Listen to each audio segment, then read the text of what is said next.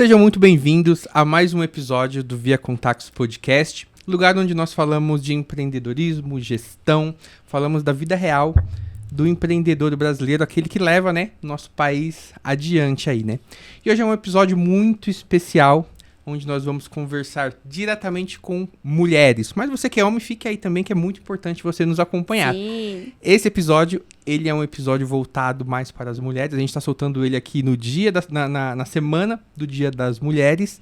E nós vamos falar sobre mulheres na liderança. Mulheres que lideram as suas empresas, as suas casas, as suas famílias, os seus projetos.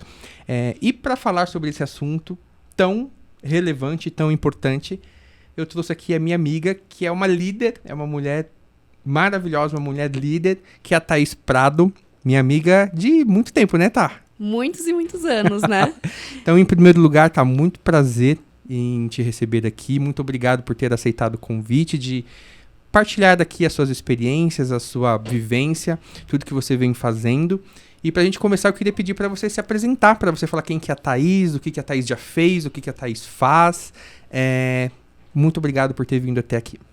Bom dia, é uma honra estar aqui com vocês, com o Rica, que é meu amigo de vida, Nós nos conhecemos desde criança, e aí já falando um pouquinho sobre quem sou eu.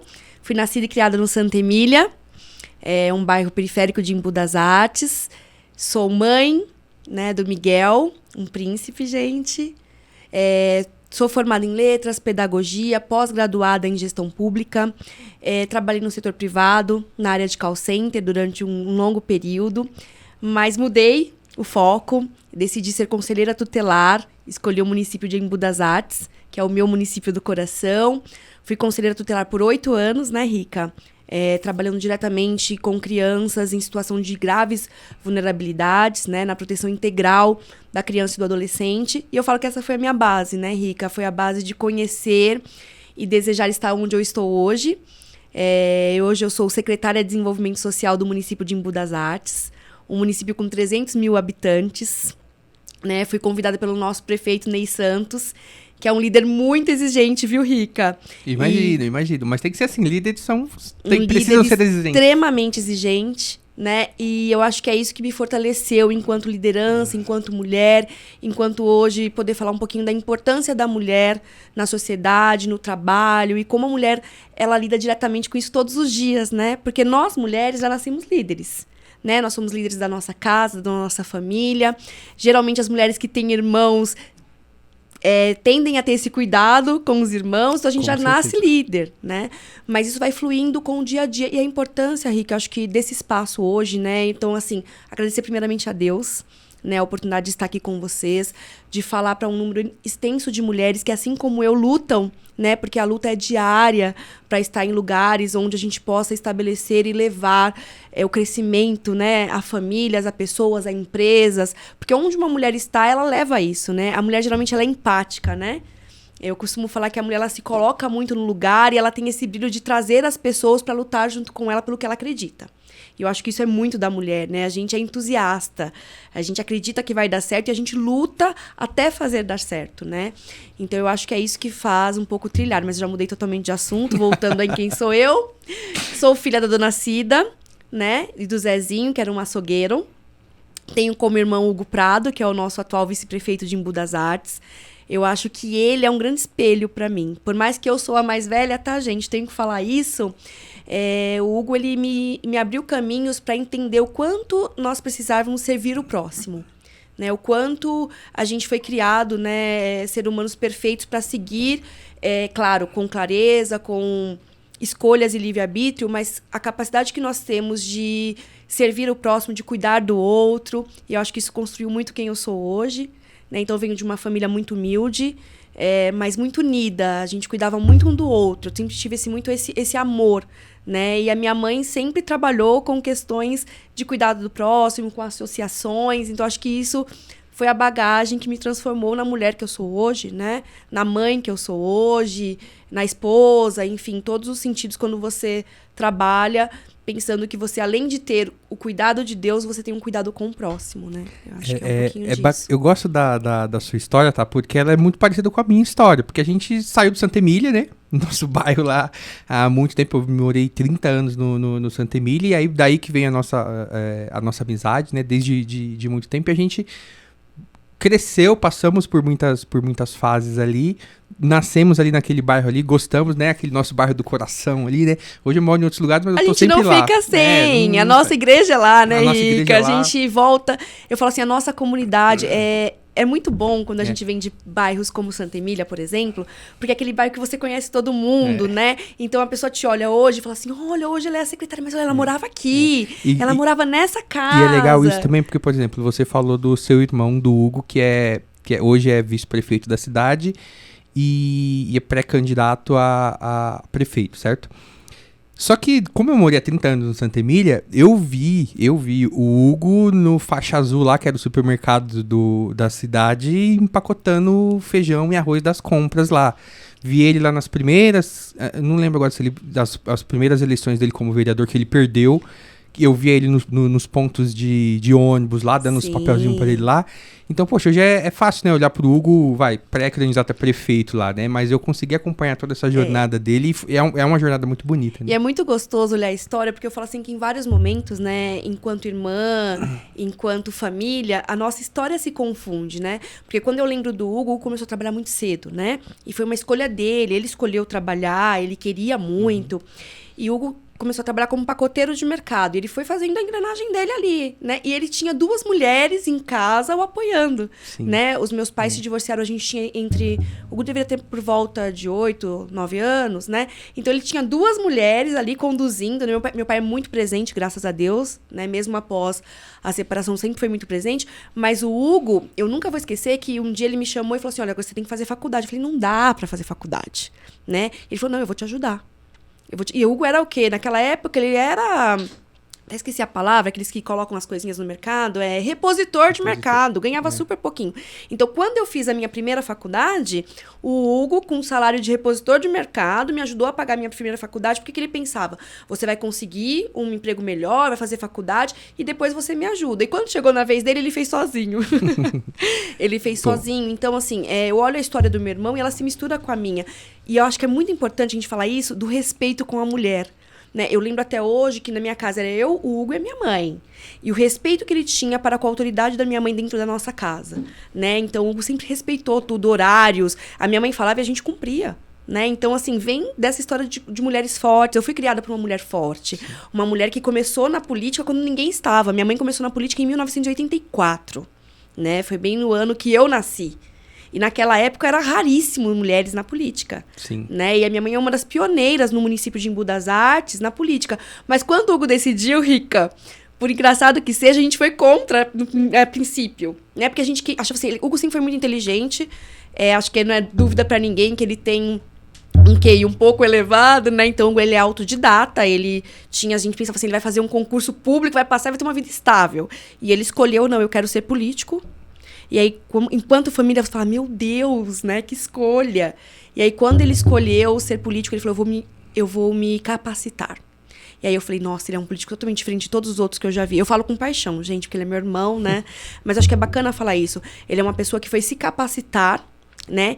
E ouvia o que a gente tinha a dizer de respeito à mulher, de igualdade, da forma do cuidado, de sempre pensar. Até hoje, eu acho muito bonito na história dele, quando ele vai falar de um opositor ou de uma pessoa, ele sempre tenta falar do trabalho que ele faz. Né? Ele nunca vai ofender a outra pessoa, a honra da outra pessoa, o que ela é, ou por ser mulher, ou desmerecer. Né? Então, isso é legal. É bacana. Tá, falando sobre liderança, mulheres na liderança, né? Tem algumas características que elas são primordiais ali para quem quer liderar uma equipe, uma família, uma casa, uma empresa, um município. Mas o líder ele sempre tem umas características que são muito importantes e precisam estar ali presentes para que ela funcione lá, né? E para uma mulher liderar, eu acredito que tem algumas agravantes, vamos dizer assim. Não sei se essa palavra é mais correta, mas eu queria que você falasse o que você enxerga como quais são as características que uma mulher precisa ter para, de fato, conseguir liderar bem o que quer que seja que ela queira liderar. Eu acho que independente de qualquer setor, né? Se você vai liderar a sua casa, se você vai liderar uma equipe, se você vai liderar um órgão público, você precisa saber o que você está fazendo.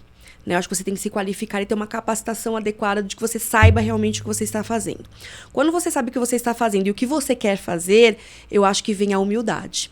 Né? No meu caso, eu trabalho com uma equipe de 322 pessoas, né? São 322 servidores concursados de Embu das Artes. Então, a primeira coisa que eu precisava chegar numa equipe era mostrando respeito, né? Era mostrando que eu estava ali para ouvir o que eles tinham para me dizer e como juntos nós poderíamos trabalhar. Então, assim, meu lema de trabalho é humanização. Eu gosto muito de trabalhar com a forma de humanização, trabalho em equipe. Eu acho que quando você não tem vaidade, Rica, e você entende que você tem uma equipe qualificada e capacitada e que você vai estar ali para apoiar, mas que a sua equipe também pode caminhar e fazer ações, você lidera com mais facilidade. Eu tenho alguns homens, né, junto comigo, vários, na verdade, mas eu tenho uma equipe muito grande de diretoras e coordenadoras mulheres. Eu acho que é uma diferença bem grande da minha equipe. Que bom que eu já cheguei com essa equipe, né? Quando eu cheguei na equipe que o Ney me convidou, eu já tinha uma equipe formada por sua maioria de mulheres na liderança, mulheres diretoras, mulheres coordenadoras de CRAS, né? E eu acho que isso impacta diretamente no meu dia a dia. Porque ali eu consigo ter visões totalmente diferentes, de territórios diferentes, todos os dias, todos os momentos. Eu acho que um dos pontos que um líder precisa, ele precisa ter diálogo. Ele tem que saber delegar, né? Porque quando a gente centraliza tudo na gente, faz tudo sozinho, a gente acaba não dando conta de tudo. E quando você... Mas delegar não é fazer que o outro faça por você, né? Você precisa fazer o seu papel, mas você precisa confiar em quem trabalha com você. Eu acho que isso é um dos pontos, né? Eu acho que humanização, a forma como você trata o seu liderado. Eu acho que a mulher ela tem essa sensibilidade entre saber que naquele momento, talvez, você precisa respirar e depois conversar sozinho com aquele liderado, explicar o que está acontecendo, ou por que você está pedindo aquilo. Eu acho que a gente consegue ter essa forma. Mas com os meninos, eu acho que você tem que mostrar a sua capacidade. Eles precisam ver que você tem capacidade, que você conhece do que você está falando, né? Quando você fala em liderar outros homens, né? Eles precisam entender que você sabe do que você está falando. Senão, realmente, eles vão falar, ela tá lá só de enfeite. E um ponto que eu quero levantar aqui, que eu acho muito importante, e eu estava até conversando ontem com a minha equipe, quando a gente vê hoje mulheres na liderança, ela acaba sendo uma ponte para que outras mulheres se inspirem e também queiram ser líderes, e também acreditem que elas podem ser líderes. E quando a gente fala do machismo, né, o machismo ele não vem só dos homens, né? Muitas mulheres também vão falar, aquela mulher ela tá ali porque ela foi indicada por alguém, porque, desculpa a palavra de baixo, que não tem um caso com alguém, ou porque ela fez algo diferente. Muitas vezes deixam a capacidade daquela mulher de fora, do que ela realmente é, do que ela é capaz de fazer, para jogar adjetivos para que ela consiga chegar àquele cargo de liderança. E muitas vezes não são os homens, né, que têm essa visão, são outras mulheres que acabam tendo essa visão. Então, eu acho que é por isso que a gente precisa... Eu falo muito de mulheres que levantam outras mulheres, mulheres que enxergam outras mulheres, mulheres que tentam trazer outras mulheres para o cenário, né? E eu tento fazer isso com a minha equipe todos os dias. Eu falo para as minhas meninas, façam, né? Façam atividades, façam coisas diferentes. Mesmo que eu não esteja presente naquele momento, publiquem as atividades que vocês estão fazendo pelo município. Porque é importante, quantas mulheres vão se espelhar, né, em vocês, vendo que vocês estão fazendo diariamente a diferença, no nosso caso, né, que não é uma empresa privada, é diariamente a diferença na vida de outras pessoas. Legal. Quando você chegou, você assumiu essa pasta recentemente, Sim. Né? E aí você comentou que já existiam ali várias mulheres em posição de liderança ali, coordenadoras, supervisoras, enfim, em posições de liderança, né? Que tinha uma outra gestão, que tinha outra pessoa. Era uma mulher antes de você? Era um gestor. Era um homem. Era um homem. Legal. O que você entendeu, como que foi pra você isso, tipo assim, de assumir, liderar outras mulheres, pegando aí uma gestão de um outro homem, de um homem, né? E como que você enxergava a liderança delas e o que você acha que mudou a partir do momento que você assumiu essa pasta relacionado ao seu relacionamento com elas, com suas lideradas? Quando eu cheguei na equipe, assim, é muito bom falar isso, né? Eu estou na área de conselho, fiquei, né, conselheira há 8 anos, então eu tramitava muito pela minha secretaria atual, porque eu sempre encaminhava solicitações e eram essas mesmas diretoras, coordenadoras, era a minha equipe que atendia. Então, eu tinha uma vinculação muito próxima dessas pessoas, então acho que elas já conheciam um pouquinho do meu perfil de trabalho. Quando eu cheguei na equipe, eu me senti totalmente acolhida. E foi até muito satisfatório, porque eu não imaginava que seria dessa forma. Na minha equipe, são mulheres muito cultas, todas servidoras públicas, concursadas, então eu tenho psicólogas, assistentes sociais, são de diversas áreas, né? E elas ansiavam por ter uma líder mulher novamente. Elas já tiveram uma líder mulher e elas gostam de mulher na liderança. Não que o nosso gestor anterior, até mandar um beijo para ele, Samuel Brasil, um excelente líder, né? Não que o nosso gestor anterior não tinha esse perfil, mas é diferente, porque eu acho que a gente consegue muito ver o sentimento da outra, né? Vou falar um pouquinho de uma ação que nós fizemos no final do ano, que foi o Natal Sem Fome. Então, era uma ação que ela é uma ação de segurança alimentar, né, para o nosso município, para famílias em vulnerabilidade, mas quando termina aquela ação, a gente se abraça, né, a Nata aqui, a gente se abraça e a lágrima corre, porque nós somos mulheres, a gente trabalhou meses para que aquilo acontecesse, né? E quando aconteceu, deu tudo certo, a gente vê as famílias com aquele olhar tanto social, mas também, eu acho que materno, sabe? Você fala, a gente conseguiu. Deu certo. Então, eu acho que a gente tem essa vinculação. Eu vejo na minha equipe hoje uma força tão grande, sabe? Uma vontade tão grande de fazer a diferença na vida das outras pessoas que me inspira todos os dias. Eu falo que eu vou trabalhar, tem dia que eu tô exausta, mas quando eu olho para elas, eu falo, não, eu preciso seguir. Elas precisam que eu esteja à frente, que eu esteja bem, que eu lute pelas partes burocráticas ou de relacionamento que a gente precisa com outras secretarias para que aconteça aquilo, né? E eu vejo uma força delas, uma vontade. Ontem teve a apresentação das minhas diretoras, Rica, eu fiquei babando, né? Porque elas trouxeram um material tão rico em conteúdo e ideias, né? Eu falo de servidoras que... Eu tenho uma servidora, por exemplo, que ela está há 33 anos no município. Anteontem ela ficou até, acho que era quase 10 horas da noite, preparando material para a apresentação que nós tínhamos. Então, assim, eu vejo mulheres muito engajadas. E os meus meninos também são, tá, Rica? Não posso deixar... A falar, eu também tenho alguns... diretores homens, e eu vejo neles também essa observação, né? Eles observam, homem acaba tendo essa forma de mais racional, né? Então a gente vem com aquele mundo fantástico, mundo de Oz, ele fala, vamos fazer isso. Prático, né? O homem é mais mas vocês já percorreram isso, aí a gente volta. Por isso que eu falo que o diálogo, eu acho que o diálogo, você ouvir, você conseguir compreender a sua equipe, eu acho que é a melhor forma de liderar, que é o que eu tento fazer. Não sou uma líder perfeita, né? Tô aprendendo. Eu falo que eu tenho um líder e um mentor, que é o prefeito Ney Santos, que ele me faz um ser pensante. Ele quer resultados, ele quer que a gente entregue para a população o melhor. E aí ele faz com que a gente pense e façam projetos bem feitos, trabalhos bem feitos para que eles deem certo. Porque quando você tem um líder que te acompanha, né, que te mentoria, que te fala, olha, eu preciso disso, então você sabe que você não pode entregar menos que aquilo. E aí eu acho que a gente consegue fazer essa junção com a minha equipe. E eu vejo que eles entregam mais. Né? Mas eu acho que também tem essa questão do cuidado, de um olhar diferente, de ver que até aquele dia talvez aquela pessoa não está bem, que não é um comportamento dela de todos os dias. Eu acho que nós, enquanto mulheres, nós temos um pouco mais da sensibilidade. Por isso que eu acho que liderança de mulher dá super certo. Eu estava acompanhando uma prefeita esses dias e ela estava falando disso, né? Que ela costuma olhar para a equipe de secretários dela com um olhar de sensibilidade, porque ela sabe que ele vai entregar o melhor para ela se ele estiver bem. E a sua jornada, tá? Eu até queria que você falasse disso também. Poxa, você trabalhou 8 anos no Conselho Tutelar vendo coisas horríveis, né? Com crianças. E agora você está na pasta de assistência social. Eu queria que você falasse um pouco até o que faz de fato ali essa pasta e o porquê que é importante essa característica que você comentou das mulheres, né? Que é, poxa, de sensibilidade, talvez mais carinho, mais afeto. Não é talvez tão prático e age mais força ali como um homem é, mas o porquê que é importante ter essa liderança nesse setor tão sensível ali, que é essa questão social, né? Poxa, são pessoas de baixa renda, são pessoas com vulnerabilidades ali, e eu acredito que essas características das mulheres contribuem para que de fato o trabalho fique mais facilitado aí também nessa jornada, né? Conselho tutelar é uma história de amor, né? Quando eu entrei no conselho tutelar, eu acho que eu me tornei um outro ser humano.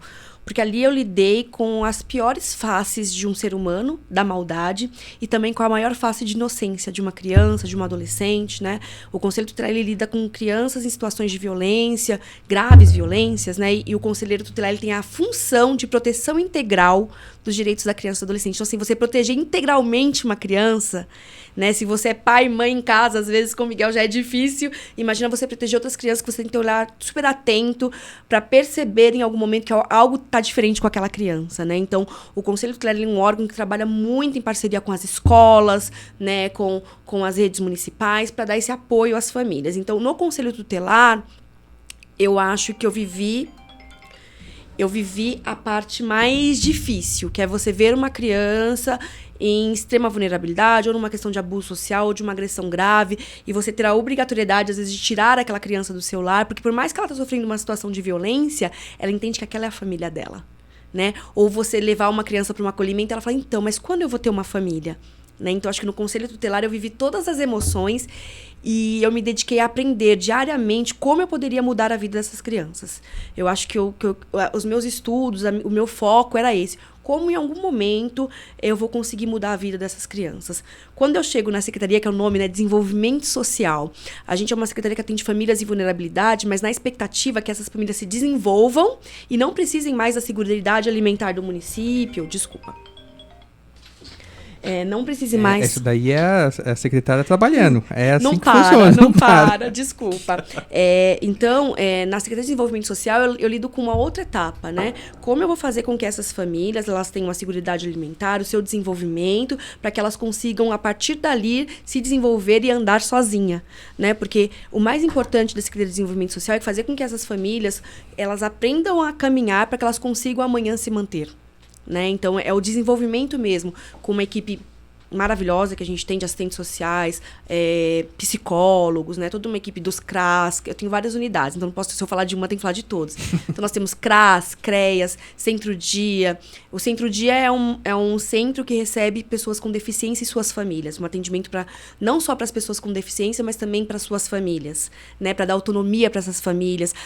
Começa na autonomia de fazer. Essa pessoa com deficiência, ela talvez consegue hoje andar sozinha de ônibus. Então, vamos começar a ensinar ela para que ela possa vir no centro de convivência uma vez por semana sozinha e dar um pouquinho de descanso para aquele familiar que fazia o acompanhamento dela o tempo inteiro. Então, a gente tem o Centro-Dia, por exemplo, eu tenho o Centro Pop, que é um centro de acolhimento para pessoas em situação de rua. Nós somos um município que a gente fica na BR, né? Então, passa muita gente por aqui, que às vezes não são nossas, que às vezes a gente vai ter que achar um familiar lá no Paraná, lá no Rio de Janeiro, em outro estado, porque pegou um ônibus e veio parar aqui. Eu tenho o CREAS, que é um centro de referência especializado de atendimento para situações de violência que já ocorreram. Então, nós temos uma equipe toda de técnicos, de psicólogos, de assistentes sociais que fazem esse trabalho. Nós temos o CRAS, que aí o famoso cadastro único, né, que é a básica, né, da questão básica de vulnerabilidade das famílias. Então, assim, são muitos órgãos e cada um com um olhar diferente, mas qual é o foco final?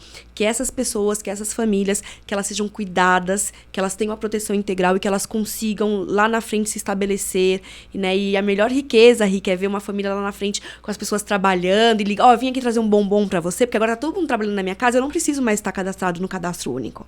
Eu não preciso mais disso, porque agora toda a minha família está trabalhando, os meus filhos estão estudando, eu tenho filho na faculdade, então quando a gente recebe esse feedback, é aquela, meu trabalho foi bem feito, né? Então, eu sou apaixonada, né, pela área de desenvolvimento social. Quando eu fiz gestão pública, o meu foco, eu falava, professor, não, mas meu foco é totalmente nessa área, né? Ele falou assim, mas você vai fazer? Não, quero saber, quero ver como faz, como a gente pode fazer.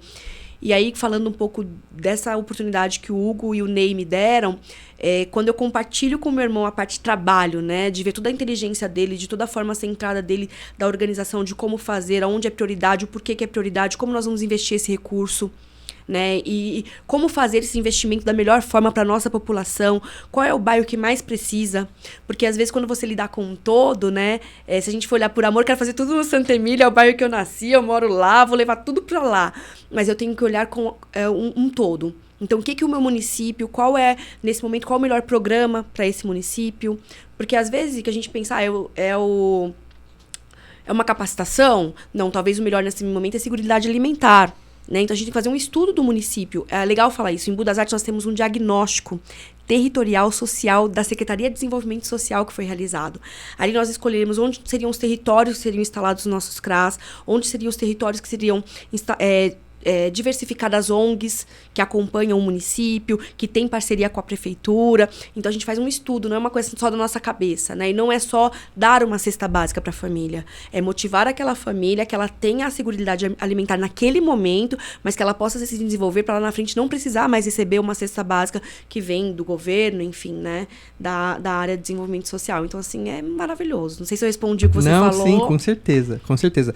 Tá, eu queria falar agora de um outro tipo de liderança. A gente já percebeu aqui que você é uma líder sensacional, uma líder nata, desde lá do tempo de conselho tutelar e agora à frente de uma secretaria tão importante. Mas talvez agora eu queria que a gente falasse sobre, sei lá, imagino eu que tenho essa convicção comigo, que é a primeira liderança ali que uma mulher é chamada a fazer e é chamada por Deus, que é a maternidade. E talvez essa é a mais importante de todas. E você tem uma família muito linda, que eu amo muito. Claudinho é o esposo dela. Beijo, meu amigo também. Eu acho que antes de você, hein, tá? Ai, meu Deus, tá vendo, lembro, gente? mas faz tempo também a minha amizade com o Claudinho. O Miguel também, que é uma criança, cara. Fico falando com a Pamela, né, que é a minha esposa. Cara, como que o Miguel é bem educado, é um menino que vai crescendo assim. A gente acompanha muito o crescimento dele. E é um menino super bem educado também. E é essa liderança familiar, né? A liderança ali da sua casa, como cuidadora, como mãe ali também, né? O Miguel, que a gente joga, quando a gente marca pra jogar videogame, né? Com o tio Eu Rica. não consigo ganhar do Miguel no videogame. Eu não consigo ganhar dele. Ele não tem jeito. Mas esse seu chamado, eu queria que você falasse da conciliação, como que você concilia o trabalho com a sua casa e como que é ser uma educadora também, ser mãe. Sim. Eu acho que não tem como falar desse chamado à maternidade sem falar sobre Deus, né? Eu até brinco que eu fui muito privilegiada, que eu acho que Deus falou assim, como eu vou te dar essa missão de cuidar dos filhos de todo o povo imbuense, eu vou te dar um filho quase perfeito, né? Que eu brinco, o Miguel é uma criança que ele não me deu trabalho, né? Eu acho que o Miguel é aquela criança que ele foi educada, e aí vem muito do que você falou, né? O Miguel ele foi educado dentro da Igreja Católica, minha família morava no Santa Emília, então o Miguel foi criado dentro da Igreja do Santa Emília, com uma vinculação com pessoas muito grande, né?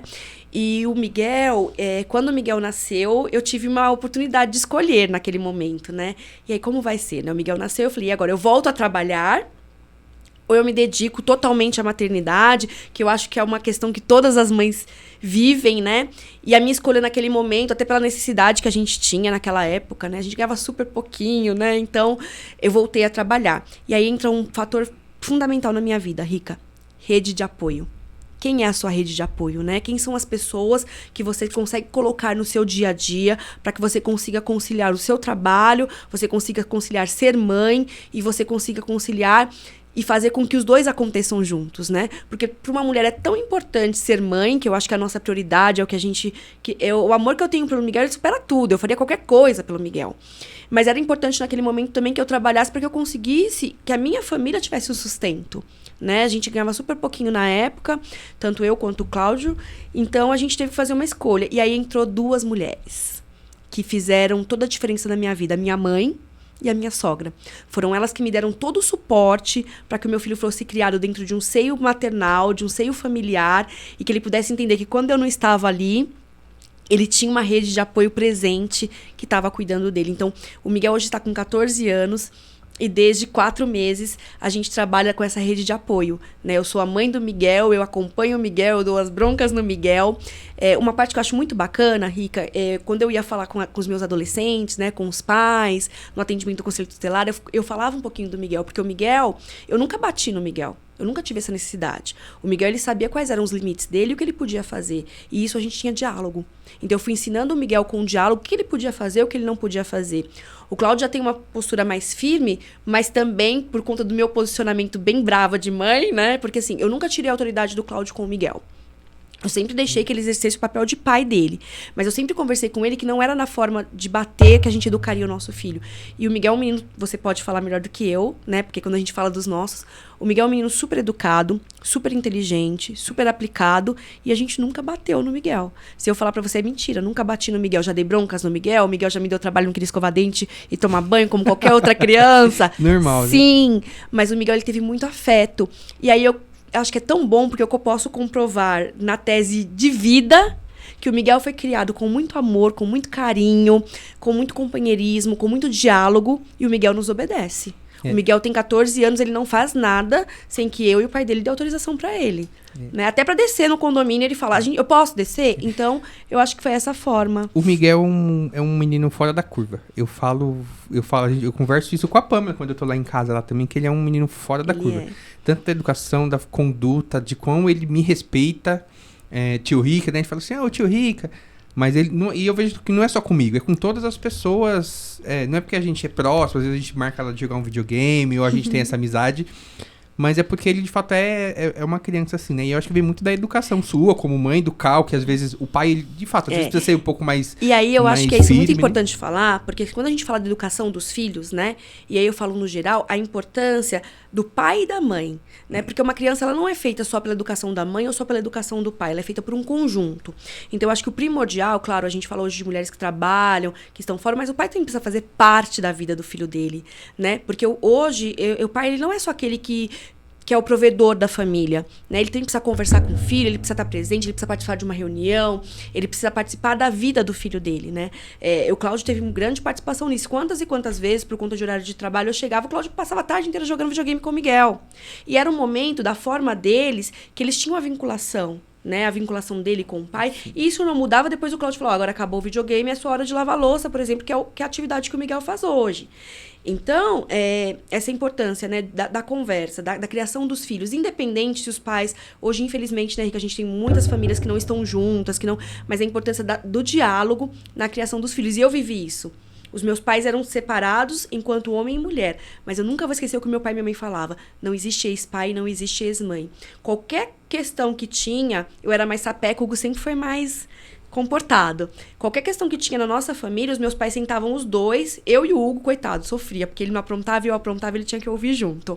Então, meu pai sentava os dois e aí tinha aquele diálogo entre família. Como nós iríamos resolver aquilo? Naquele momento, não tinha essa. Meu pai não... Não, seu pai e a sua mãe estão aqui sentados para resolver com vocês. Principalmente a adolescência, eu lembro que meu pai e minha mãe, um ligava pro outro, eu tremia, né? Então, é isso. Eu acho que a família, a importância da família, a importância da gente ter esse diálogo e das pessoas entenderem, né? Que não tem como um pai substituir uma mãe, não tem como uma mãe substituir um pai. A importância da família para a criança, independente de como esteja o casal, né? São casais que estão juntos, que bom que a família está junta, ou casais que tenham tido alguma questão e que estão separados, mas o filho não muda. O filho precisa da presença materna e da presença paterna, né? Mesmo mulheres muito fortes e que têm uma liderança muito grande nas suas famílias. Eu cito a minha sogra, ela criou o Cláudio sozinha.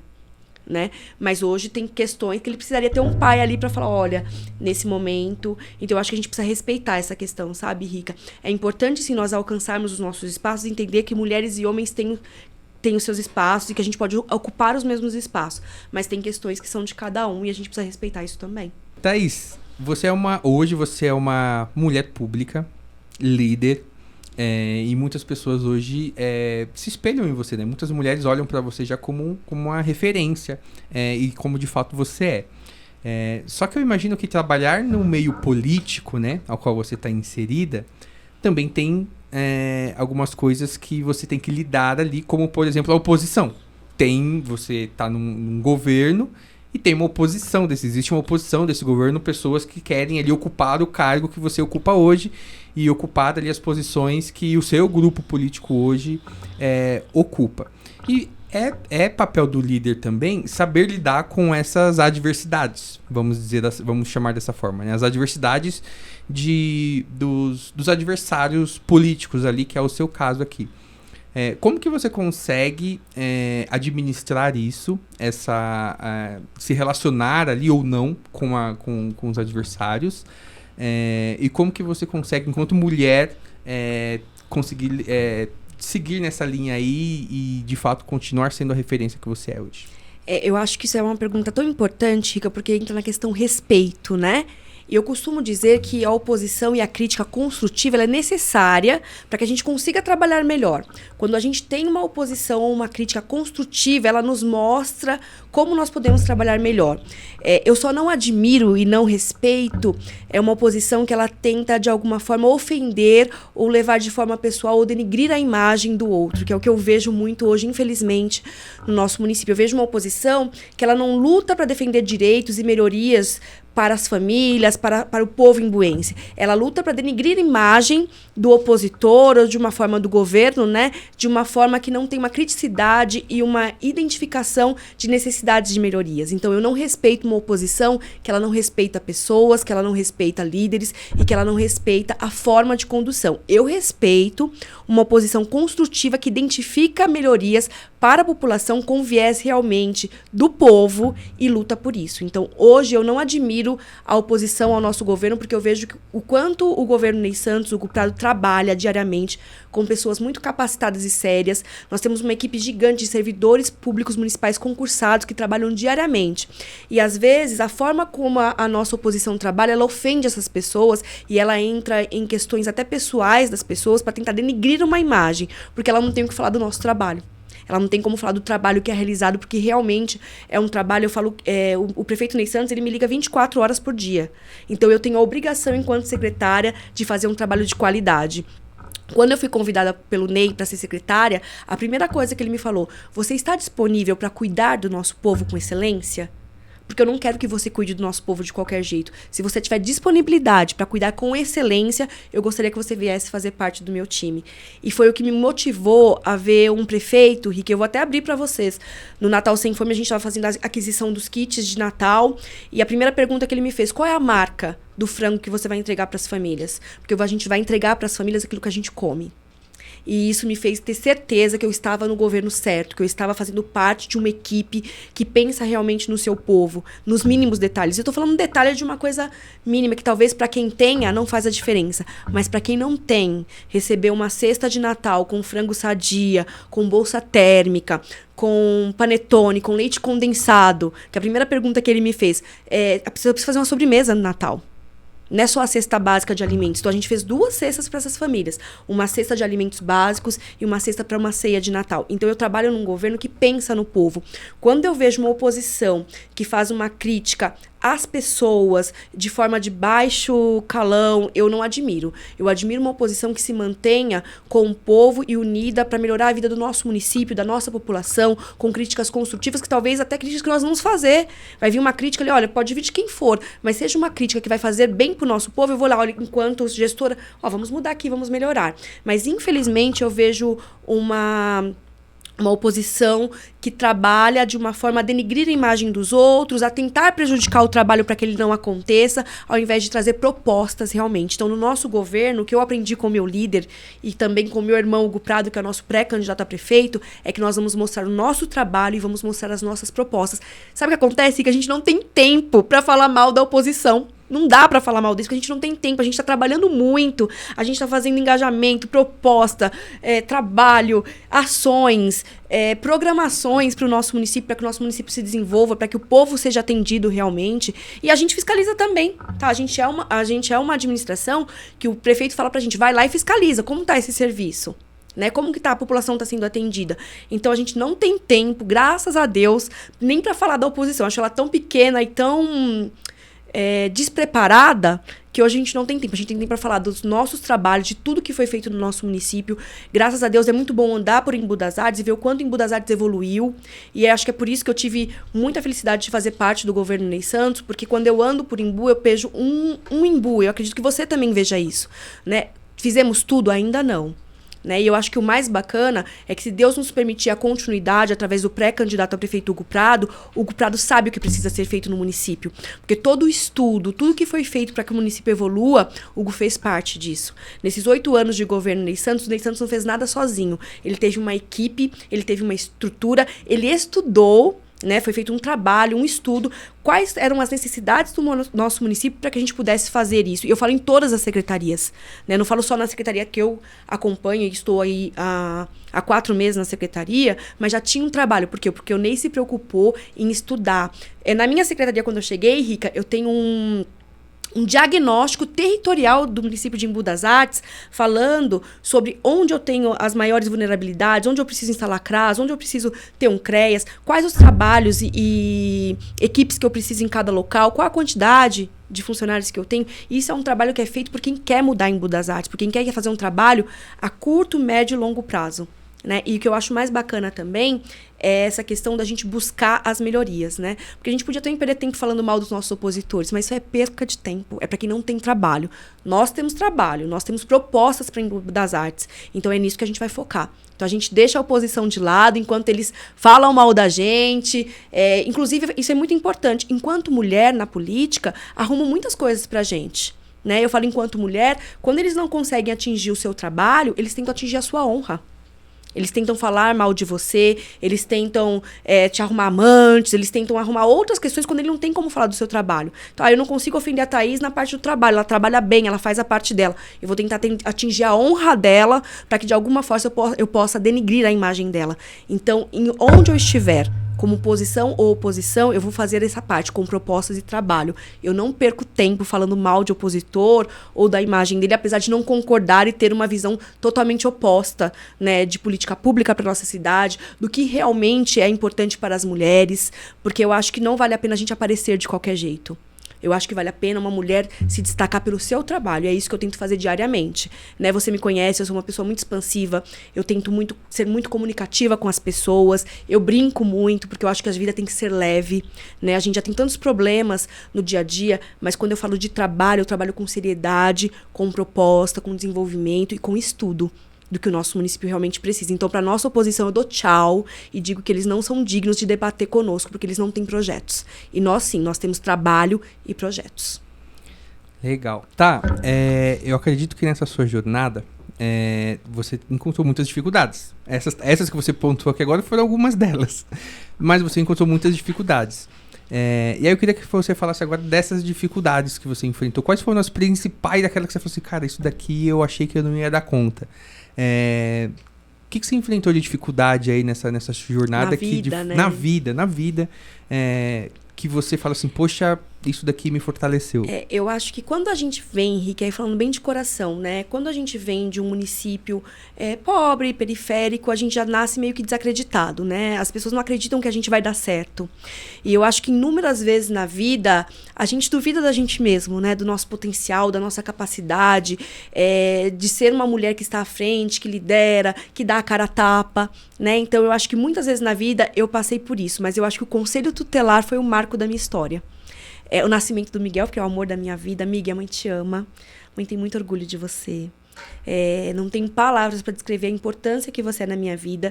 E você é meu motivo todos os dias de fazer o que é certo, de ser honesta, de trabalhar corretamente, para que um dia você olhe e tenha orgulho da mãe que você tem, da mulher que eu sou. E sempre será por você. Um beijo. Te amo. Eu vou marcar um videogame, viu, Miguel? Pra ver, eu vou ganhar de você ainda, você vai ver. A mãe não vai deixar o tio Rica ganhar. Mas voltando, Rica, eu acho que o Conselho Tutelar, ele me fez lidar com as maiores maldades do mundo e como eu ia me posicionar naquele momento. Porque a gente, enquanto ser humano, a gente é flor da pele, né? Então, muitas vezes, a minha vontade era matar alguém, pegar, e você tinha que pensar assim, qual é o meu propósito de estar aqui? Então, meu propósito aqui é a proteção integral dessa criança. Eu preciso protegê-la a qualquer custo.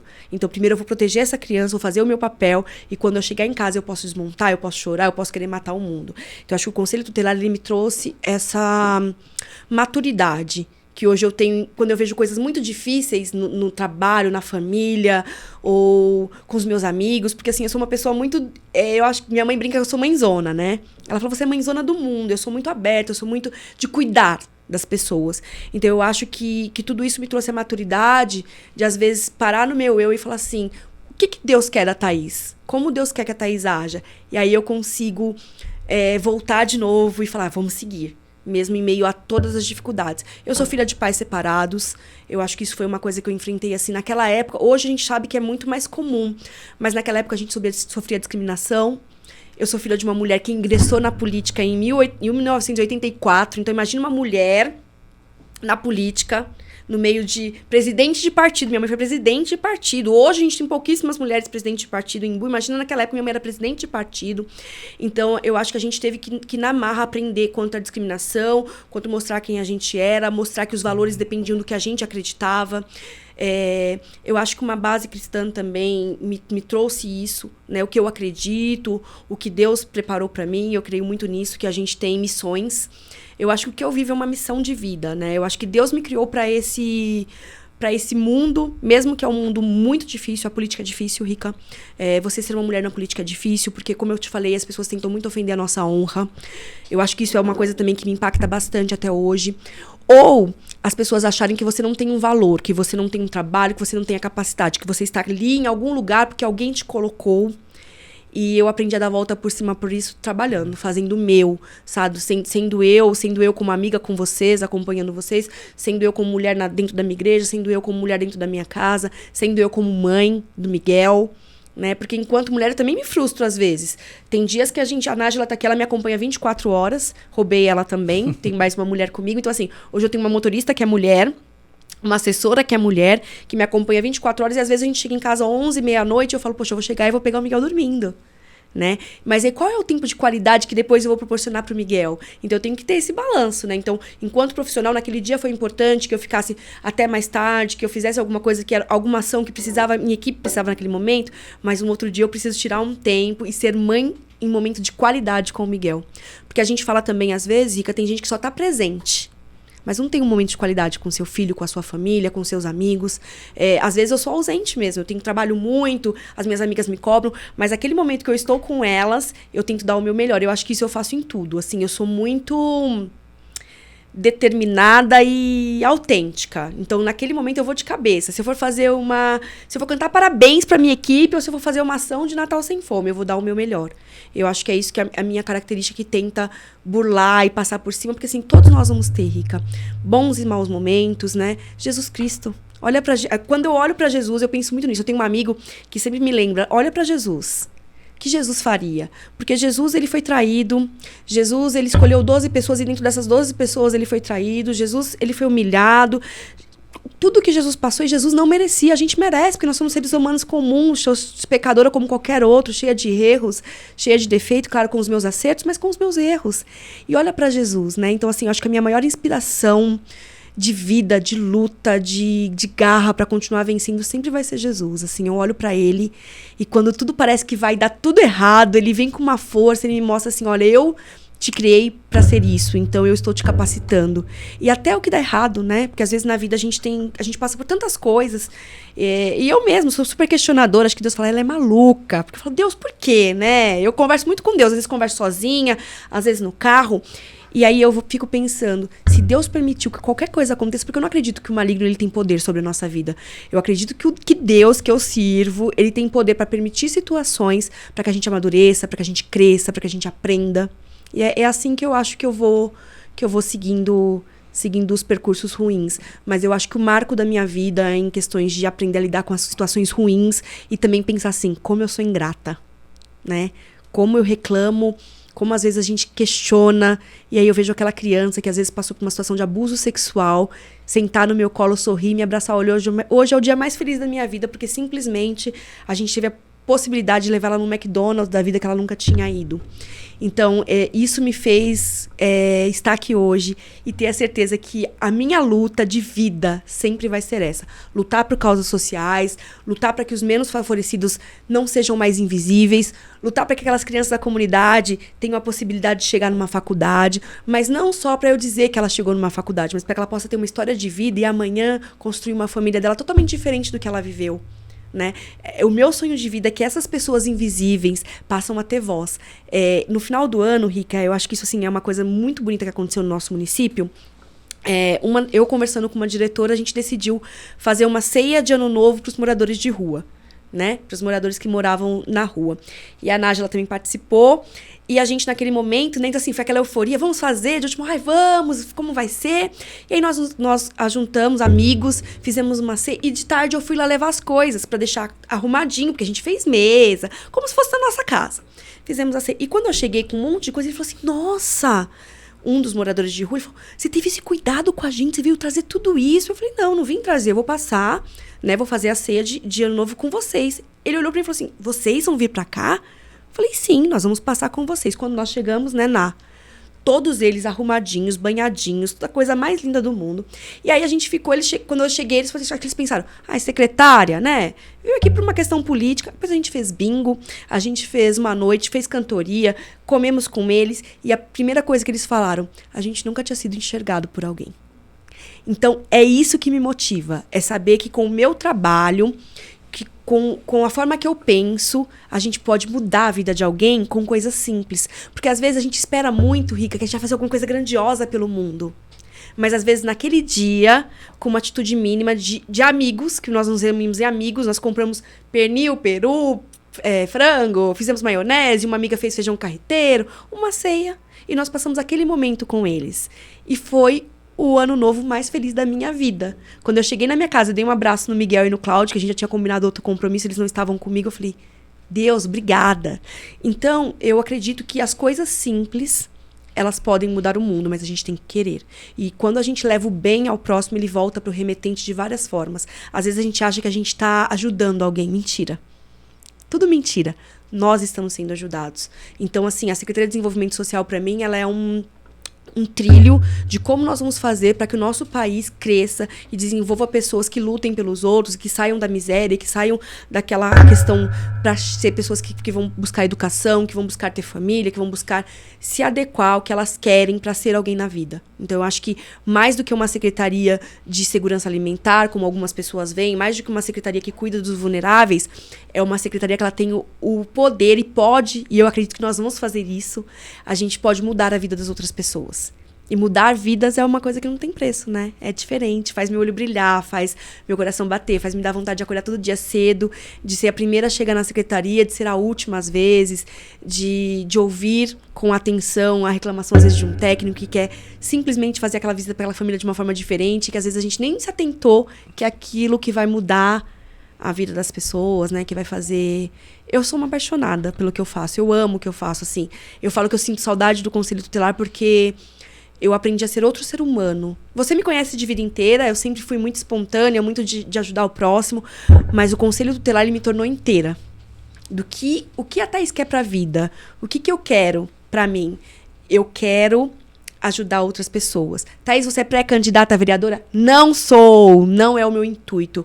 Estou aqui dando todo o meu apoio ao meu irmão Hugo Prado, que é pré-candidato, porque eu sei que ele, sendo fé em Deus, será, né, o nosso futuro prefeito. Ele vai entender o que a gente precisa fazer para que o nosso povo tenha as oportunidades que eu e ele tivemos. Porque as oportunidades que eu e o Hugo tivemos foram no nosso município. Foram aqui, que foram construídas com as bases de amigos, com as bases de vida, com a base religiosa, com a base familiar. Eu fui criada num bairro simples, mas um bairro que eu amo estar. Por quê? Porque eu fui criada com amor, com valores. A gente foi criada num bairro, Rica, que os vizinhos cuidavam um do outro. A gente foi criado em comunidade. Então, eu sei que hoje, na minha vida, eu não posso viver fora de comunidade. É isso, eu acho. Falei demais, né, gente? Mas é isso. Estamos nós dois aqui, ó, dois vindos do Santa Emília, né? Santa Emília venceu. Santa Emília venceu, muito. E assim, tem várias pessoas no Santa Emília. Nós temos médica no Santa Emília, né? Nós temos uma colega que se formou em medicina no Santa Emília. Então, assim, é muito... E a vizinhança assim, fica toda feliz, né? Eu acho gostoso isso. Quando a gente vem de comunidade, quando a gente vem de um lugar onde todo mundo se conhece. Ai, você viu o Rica, filho da Regina? Olha, hoje ele é contador. Ah, você viu o Hugo, filho da dona Cida? Ele é o vice-prefeito. Você viu a Monique, filha do seu passarinho? Hoje ela é uma médica. E o que eu acho mais bonito é que a gente fica feliz por isso, né? a gente fica feliz de ver as outras pessoas vencendo. Eu acho que é isso que uma mulher precisa para outra mulher, Rica, pra gente falar sobre o que você acha das mulheres. Eu acho que nós precisamos ser mulheres que incentivam outras mulheres, que querem que outras mulheres cresçam e que seja caminho. Eu acho que hoje talvez eu seja ponte para uma menina que olhe para mim lá e fale, olha, ela veio da comunidade, ela conseguiu vencer, hoje ela é uma secretária de desenvolvimento social. Como alguém que olha para você e fala, olha o Rick, ele era lá de Santa Emília, hoje ele tem uma empresa, hoje ele apresenta um podcast. E as pessoas veem isso na gente como vitória, né? E assim, e que a gente cresça mais. Eu falo isso para as minhas meninas, eu falo assim, eu quero crescer e que vocês cresçam comigo. Né? Porque eu não vou estar a vida inteira aqui. A gente precisa formar pessoas, a gente precisa formar cidadãos críticos que tenham a noção que eles são o futuro do nosso Brasil, da nossa nação. Né? Que não se faz nada sem trabalho, que não se faz nada sem estudo, que não se faz nada sem uma proposta. Que não é a gente chegar e fazer o que eu quero da minha cabeça. A gente precisa estudar aquilo para que aquilo seja bem feito. E outra coisa que eu acho que as mulheres fazem muito, Rica, a gente quer o bem feito, a gente quer o perfeito. Então, por mais que a gente não consiga o perfeito, a gente vai lutar para chegar perto disso. Então, eu acho que uma mulher na liderança, além de todas as qualidades que mulheres têm, porque eu falo que as minhas são maravilhosas, mandar um beijo para as minhas diretoras, para as minhas coordenadoras, para as minhas meninas da limpeza, né? Pra Di. A Di é a moça que leva o cafezinho lá pra gente. Ela morre de dar risada porque eu não tomo café, mas ela vai lá e coloca uma aguinha no meu copo. Então, eu falo assim, mulheres que cuidam de outras mulheres, esse olhar de cuidado, de amor, de atenção, e de fazer com que outras mulheres também subam. Eu quero que outras mulheres estejam, assim como eu, em posição de liderança, em posição de dar a sua voz, de entrar numa reunião com vários outros secretários e ser ouvida. Eu falo que isso é muito importante no governo Ney Santos. Eu me sinto muito contemplada, porque eu chego numa reunião com o prefeito, com os líderes de governo, com os secretários, e eu sou ouvida. A minha opinião é ouvida. Né? Então, acho que isso, para as mulheres, né, enquanto mulher, é muito valioso, né? Você chegar em uma situação... Por exemplo, hoje nós administramos uma cidade com 300 mil habitantes. Hoje eu tenho link direto com o prefeito da cidade, com o vice-prefeito, com os secretários, e eles ouvem o que eu tenho a falar. Né? Claro que eu tenho que preparar bem, porque meu prefeito é bravo, ele gosta de tudo muito bem executado. Mas ele me ouve. Né? Ele ouve a minha opinião. O que você acha disso? Como você acha que isso é melhor? Qual a melhor forma? Né? Então, assim, eu sou muito feliz em ser uma mulher que luta por direito de pessoas, que luta pela proteção integral de crianças e adolescentes, porque vai ser minha luta de vida inteira, que luta por direitos humanos, que luta para que as famílias invisíveis tenham vez. E eu acho que é isso que é a minha missão de vida, o que eu quero fazer, o que eu gosto de fazer e o caminho que eu quero trilhar para a vida é esse. Legal, tá muito bom. A gente tá chegando ao final aqui do nosso episódio. Você tava nervosa, você foi... Ai, gente, morrendo de vergonha. Nossa senhora. É o meu primeiro, gente, podcast. Acho que não é o primeiro, não. Você foi super bem aí, mandou bem pra caramba. Obrigado, tá, por ter vindo até aqui, por ter conhecido, né, hoje a minha empresa. A gente tava lá embaixo, lá no escritório, lá também, conhecendo a nossa estrutura, toda a nossa empresa. Obrigado por ter vindo, por ter compartilhado um pouco da sua experiência de vida, de tudo aquilo que você fez, da sua experiência como líder mulher. E queria te agradecer muito, muito, muito mesmo. Eu queria que você deixasse aí um último recado aí para as mulheres que querem liderar. Para as mulheres que querem liderar, eu diria, sejam mulheres que levantam outras mulheres, que incentivam outras mulheres e que realmente busquem cuidar de outras pessoas, porque a gente não faz nada sozinho, ninguém faz nada sozinho. Então, eu acho que a nossa importância é mostrar que nós temos a capacidade, que nós chegamos na liderança porque nós somos capazes, porque nós temos capacidade, porque nós buscamos, porque nós estudamos, porque nós nos empenhamos, e não porque alguém nos colocou ali, mas porque o nosso trabalho nos colocou num lugar de liderança. Então, levantem outras mulheres, ajudem outras mulheres e venham conosco. Eu acho que a gente precisa de mais mulheres na política. Venham para a política, mulheres, venham para o serviço de liderança, sejam ousadas, né? E vão para cima, porque a gente consegue. A gente coloca Deus em primeiro lugar, a gente trabalha, a gente se capacita, e quando a gente faz isso, nós vamos com certeza, mesmo que você não perceba, você vai ser uma mulher que levanta outras mulheres. Muito bom, tá? Isso daí.